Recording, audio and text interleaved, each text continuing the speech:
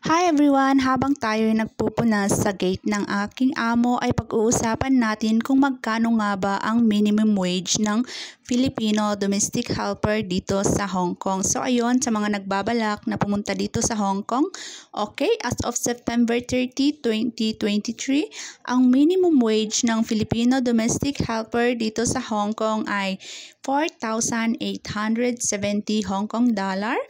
So, lumaki na. Ang palitan ngayong araw, May 25, 2024 is 7.42 o tumaas. Tumaas siya. Okay, so compared the other days. So kung i-convert natin ang 4,870 into peso ay magiging 36,135.4. Wow! Ang laki pala. Pero take note ha, ang palitan po ay magbabago yan araw-araw o minu-minuto.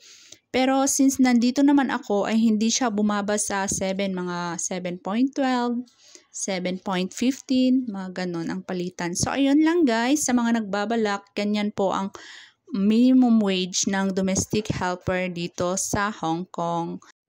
And ngayon naman ay pag-uusapan natin ang food allowance if ever na hindi ka kasali sa pagkain ng mga employer. So, as of September 30, 2023, ang monthly food allowance ng domestic helper dito sa Hong Kong is 1,236 Hong Kong dollars. So, pag i-convert natin siya into peso and magbe-base tayo sa palitan ngayong araw, May 25, 2024, ang conversion ng food allowance is 9,171.12 peso. So, tandaan po natin or take note na hindi po ganyan palagi ang rate, hindi po 7.42 palagi ang rate kasi nagbabago yan araw-araw o minu-minuto.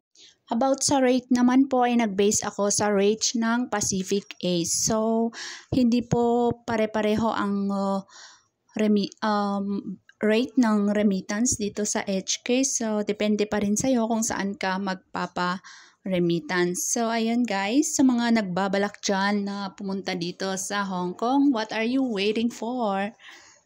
So, ayan. Thank you for watching. Bye-bye!